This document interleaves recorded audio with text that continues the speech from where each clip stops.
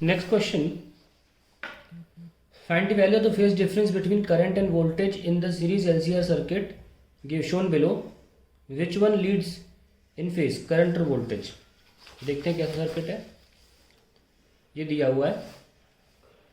Without making any change, find the value of the additional capacitor C1 to be connected in parallel with C in order to make the power factor of the circuit unity. Power factor बढ़ा के हमें unity करना.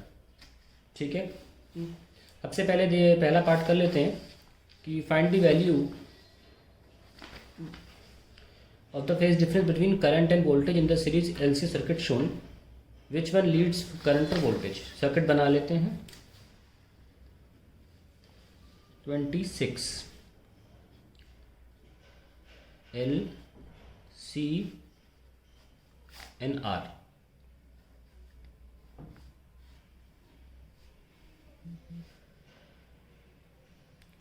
V naught 1000 T plus 5. L is 100 millihenry. Capacitance is 2 mu farad and resistance is 400 ohms. तो हमको पता होना चाहिए कि tan phi होता है XL minus XC upon R. ये होता है omega L minus 1 by omega C by R. तो अगर ये पॉजिटिव आया तो वोल्टेज लीड करेगा क्योंकि XL ज़्यादा है. अगर नेगेटिव आया तो कैपेसिटर लीड करेगा. अगर ये ज़ीरो आया तो रेजोनेंस का केस है, कोई लीड नहीं करेगा. So let's check. पहले XL निकाल लेते हैं कितना है. ओमेगा L, ओमेगा दे रखा है. ओमेगा ऐसे देख लो, ओमेगा T 1000, ठीक है. और L जो है वो कितना है 100 मिली हेनरी. 100 इंटू 10 की पावर माइनस 3. तो कितना आएगा कैंसिल, 100 ओम्स आ जाएगा XL. और XC जो है वो कितना है 1 बाय ओमेगा C 1000 और C कितना है 2 mu farad 2 10 power minus 6. So that will be 1 upon 2 into 10 की पावर माइनस 3. ये कैंसिल हो जाएगा इससे. So that will be 1000 divide by 2. This is 500. तो XC 500 आ गया. So now let's find out tan phi. 100 minus 500 divided by R is 400, that is minus 1. तो minus का 45 degree आ रहा है phi. Since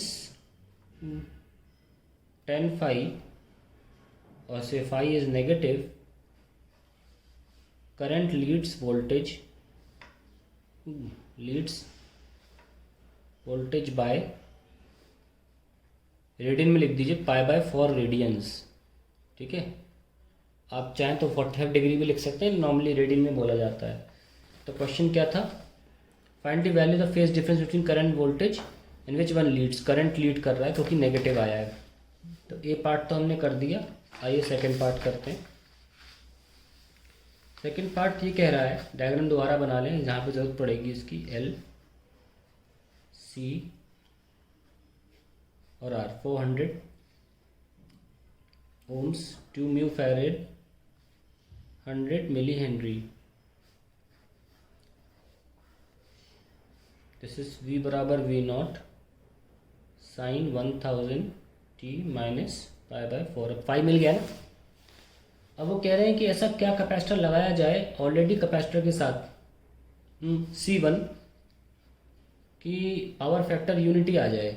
C1 ना, पावर फैक्टर यूनिटी का मतलब होता है पावर फैक्टर यानी कि cos phi. 1 means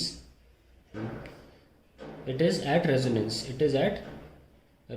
कौन है सर्किट रेजोनेंस में होता है, यानी कि XL इक्वल टू XC हो जाना चाहिए.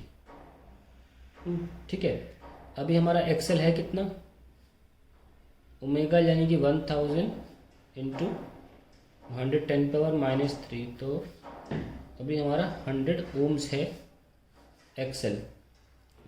हमें XC भी यही चाहिए और XC क्या होता है 1 बाय ओमेगा C. हमें ये भी 100 चाहिए. तो यहाँ पे इक्विवेलेंट लिख लो.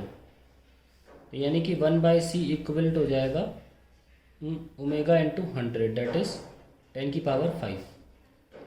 आई want C equivalent to be 10 की पावर 5. 1 बाय C इक्विवेलेंट और C equivalent is equals to 10 की पावर माइनस 5. अब दो पैरेलल में लगे हैं कैपेसिटर, तो कैसे लिखते हैं, C1 प्लस C2, या C ले लो, उसको C बोला गया इस वाले को, इज इक्वल 10 की पावर -5, C1 हो जाएगा 10 की power -5 minus C, that is 10 की power -5 minus 2 mu farad, so it will be 10 की पावर -5 माइनस 2 इंटू 10 की पावर -6, है ना।